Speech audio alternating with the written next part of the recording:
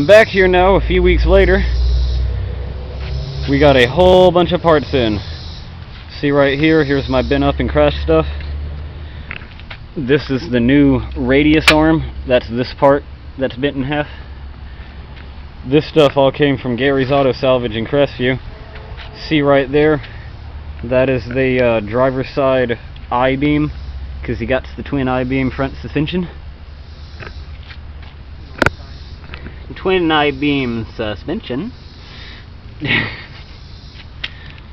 That, and I've got this steering knuckle here. It's also got this old rotor and some old ball joints in it, so we're gonna have to pop those out and put my new stuff on there.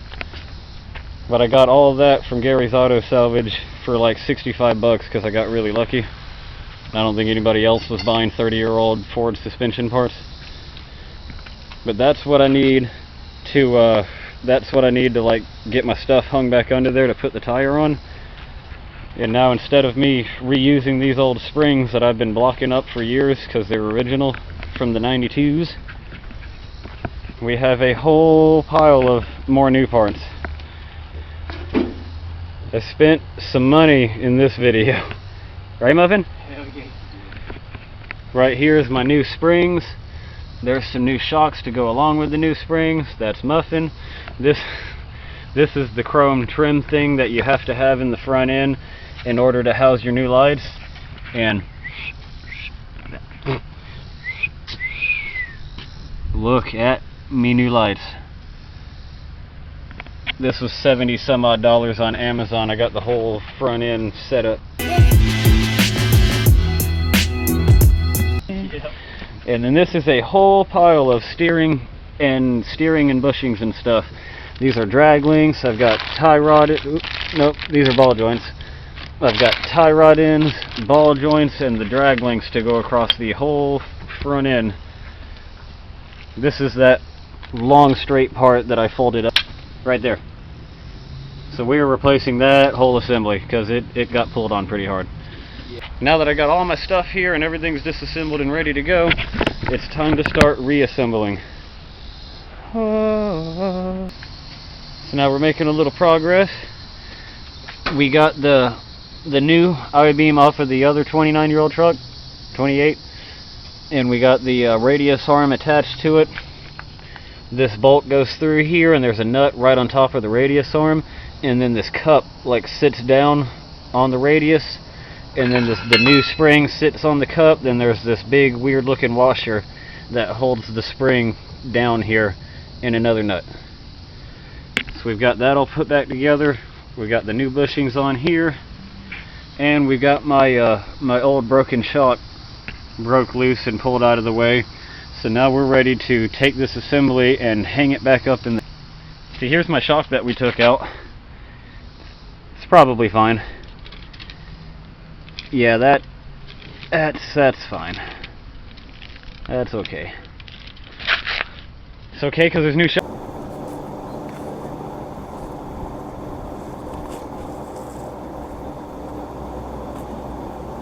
Yeah, I think we are. We're just swinging up in there now.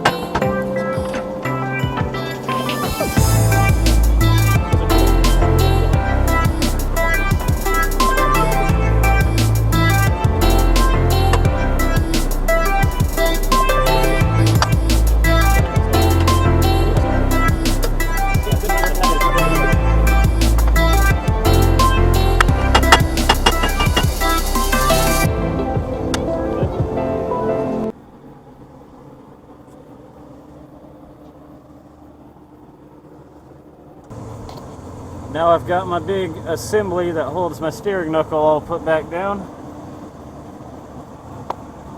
I'm replacing this brake line right here. See, this thing slides in that hole there. It's got this line, and back there is another super secret line. You got to take both those loose And then there's this clippy guy right here. That thing slides in there and holds it on. So when you take line out and that line loose and pull this out, now you can take off your old brake line. And we have to replace this because when I crashed into that pine tree, this brake line and the caliper on my rotor and all in my wheel was holding on to the wheel as it like came under and got jammed under the truck, and then we careened into the woods 20 more feet. So this line got pulled on like really hard, and I don't think we should rely on it anymore. No. Pretty sure that would be a bad deal. So now we can go back with our brand new line, and it slides right back in just the same. Pops in the hole, the little clip goes on, and then we can reattach the two lines. Yeah. Now we're over here on the other side. See, I got the wheel pulled off. We took our spring loose up here at the top, and we got a new shock, a new spring, and we got new bushings right here for the end of this guy. And you guys got to see this cool trick. See, this was like a real pain to get that radius arm far enough forward to pull this out of the shackle thing on the frame there. And see my hook right here? We took the spring and all loose, and then we tried pulling on the jack and like kicking at it and pulling on it to get that to come loose, but then we realized you could take you a come along hook to the frame, since I don't have a bumper on, and run right through the front of that I-beam and then hook into the radius arm, and easy as could be, just easy as could be, jack it right over and pop that thing right out of the socket. Now we can put this all back together. It's not even crashed over here. This is really easy.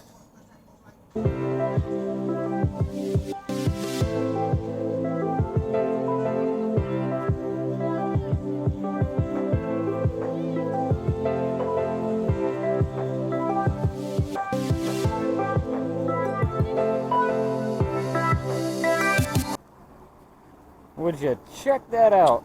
We got one corner of the truck, the front end, actually sitting on the ground. It's all done on this side with the new spring and shock and that little bushing deal on the radius arm. I don't know about you guys, but I'm really excited about getting the other side. It's almost ready to go on the ground, and then we'll have all four corners touching the ground for the first time in like 3 weeks. Okay, I got my thing back in over here. I'm working on putting that back in. Yeah, there's this. This is fun. Swapping the ball joints out of this other 28-year-old steering knuckle I got. And then right here, I don't know if you've ever done this before. You ever had to break lug nuts loose on a wheel that wasn't on a vehicle? Yeah, it was pretty easy. It wasn't too bad. Kind of like the same setup we have over here. See, we got the four-way, and then this is the impact gun. That's how I got those loose. So now we're swapping our new ball joints and all that, and then we'll get to hang my steering knuckle. We get to put on my new other thing, brake rotor hub assembly guy, and then after we get that and the wheel bearings all installed, we'll finally put a tire back on and see if it wobbles. You guys excited to see it back on all four corners again? On old shit. Woo! Check this out, y'all. Let me show you the operation. We just finally got both of these old ball joints out of this thing, and they've been in here for 28 years. You see my old bent up left front suspension assembly? We've got the steering knuckle here laid where these are the tabs that the brake rotor hold on, brake caliper hold on to. We've got this I-beam laid across both of those, so he can completely stand all his weight on that side. And then I can get my foot over here. And then we had this going on, and then all you need is a cheater bar this long. 4 or 5 feet. Yeah.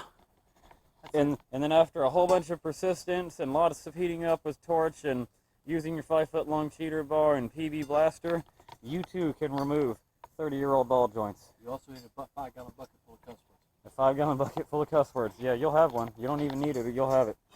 So now we get to press our new ball joints in and hang that thing up right over Buddy's head. Right? Are you ready? Drip. Drip. Brake fluid. Brake fluid.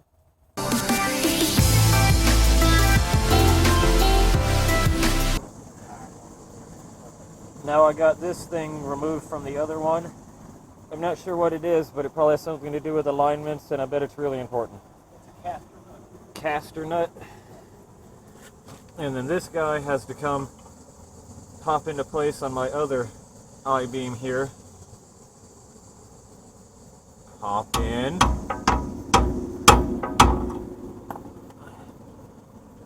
It just pops right in.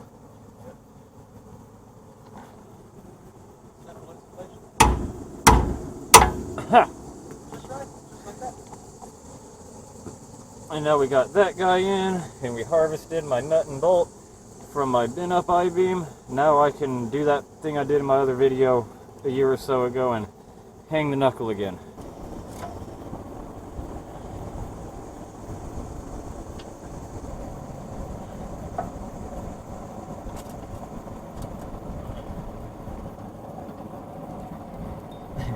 Buddy's all up in the shop.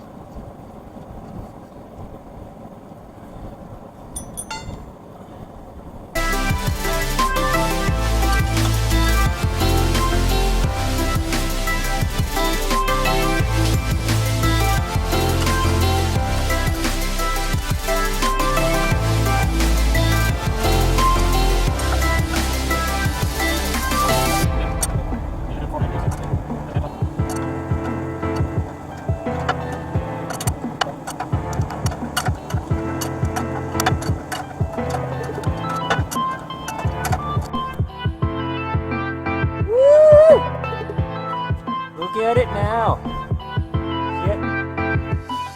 Yep. we have the steering knuckle off of the donut truck mounted on, and we got its brake rotor hub assembly pulled off. Here's my bare spindle. You can see its bearings were a little shot. You see that line? That's where their bearings were spinning on it, but it hasn't ate away and the spindle looks great. And you see all my threads here and how straight this is? Now take a look at why we can't use the other one. This is the one we hit a tree with. See, it like curves out, and most of these threads are missing right here. Yeah, that's why that's broken. And this plate's all bent up. You can't just too bent up. Can't use that. It's ugly. So now that we got this all cleaned up and ready, I get to get my hands dirtier. We can get our bearings out and my new this guy hub rotor assembly. Then we get to grease our bearings up and slide it on. We made a little more progress here. You see down there low, we got the new hub rotor guy on, and the brake line's all hooked up to my brake caliper. We bled the brakes. I do have brakes again, but there's one thing I forgot about here. When I crashed into the tree and this stuff all ripped off and sent away and this broke off, these little pins, the slide pins for my caliper, yeah, they're gone. I need new ones of those, and I forgot about that. So we can't quite put the wheel on yet. Also, look at this. You may be able to look down here and see, but this top part of the caliper mount is bent up and like around a little bit. Yeah, so I need a few more parts before we go putting the tire back on. But we got this inner fender guy bolted back up into place and a couple things mounted to it again. So now it's about time to get my fender and put it on. It's going to be primer gray. I was going to paint it to match the truck like before I mounted it, but nobody carries my paint code color because I guess nobody likes the coffee colored trucks.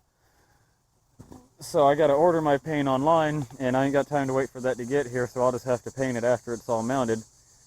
But anyway, I don't have the pins, I don't have the paint color, but we're going to mount a fender. Yeah! Alright, moving on out here on another day.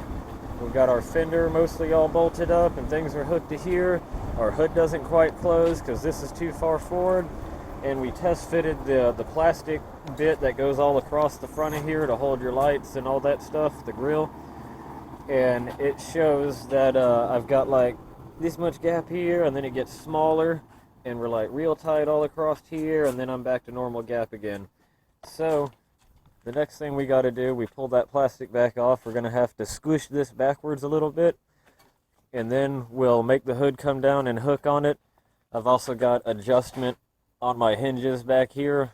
It's adjusted like all the way back, but I don't want to, you know, have the hood stretch all forward just to make up for this. So we're going to try to scooch that a little bit, and then whatever we can't get out of that, we'll just slide the hood forward. All right, well, we took my my patented straightener tool, that sledgehammer, all up to the front of this core support guy. I don't know if you can tell, but it is way straighter than it was before, so it's pretty much brand new. Refurbished. And now when we bring the hood down, can you see the guy? You see him? Watch your heads.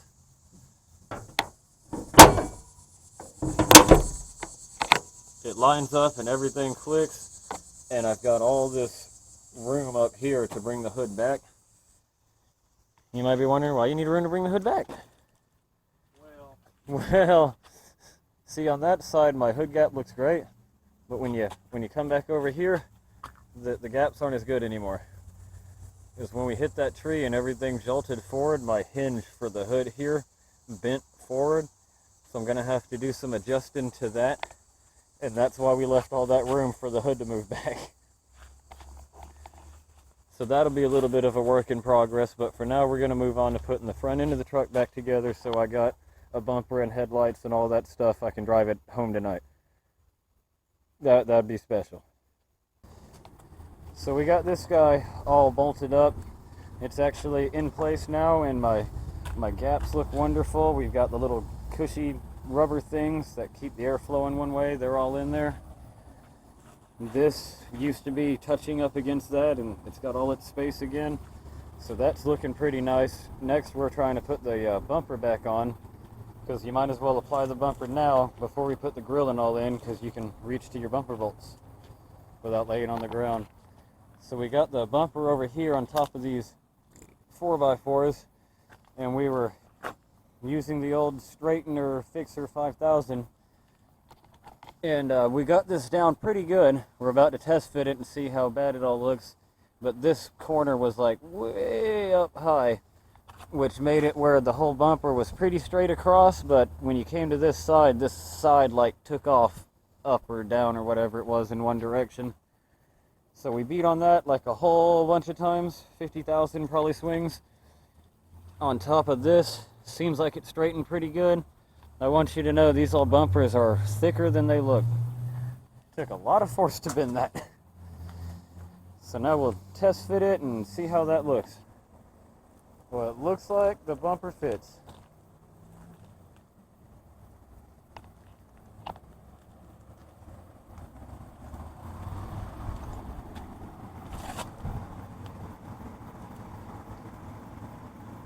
It's a little off to one side. It's still pretty bent up over here.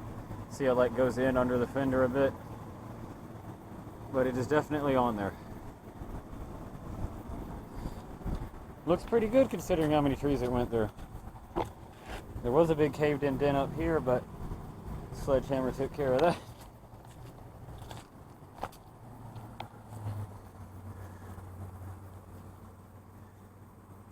It's a little bit shoved over to one side, but it's not too bad. Next I can come up from the bumper and we'll start putting my shiny, awesome, pretty new headlight assemblies in. It is. Alright.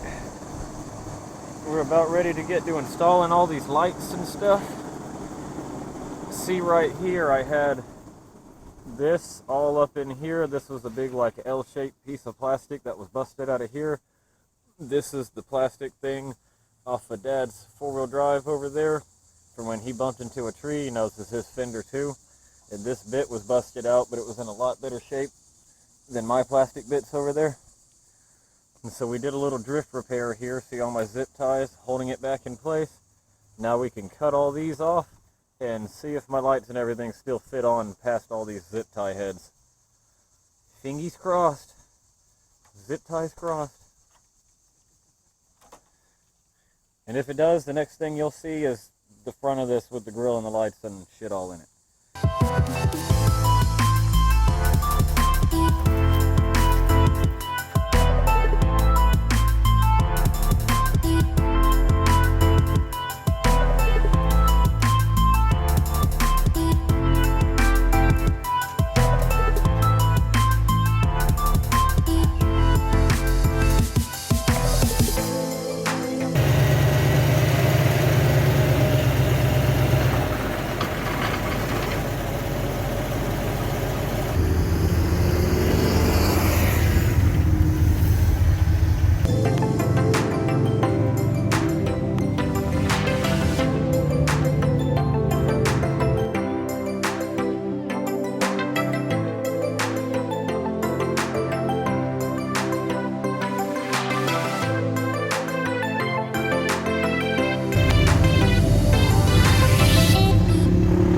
Here about wraps up the third video of our little series.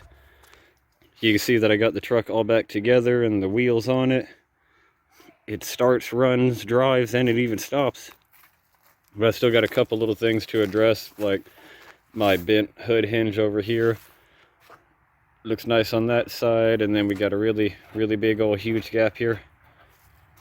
Just a couple little things like that. The fender fitment I need to adjust a little bit. See right here, this is supposed to be, you know, more over that way, which isn't too big a deal. I just got to take this back off at some point. The part right here where the two bolts hold this in needs to be pushed in a little further, and there's a mount down here that we bolt into. It needs to be bumped forward a little bit more. And you can see my bumpers still a little skewed right here. See my big pointy thing? I just need to take this off the truck, and yeah, right there, see it? I need to take this off the truck and lay it on the ground upside down and hit that with the sledgehammer some more and bend that out. Also, the bumper is like a little bit to the side, which is also easy to fix. When I got the bumper off, it's got two mounts back here. Y'all seen that we're on the end of the frame rails. I need to bump them over a little bit with the sledgehammer.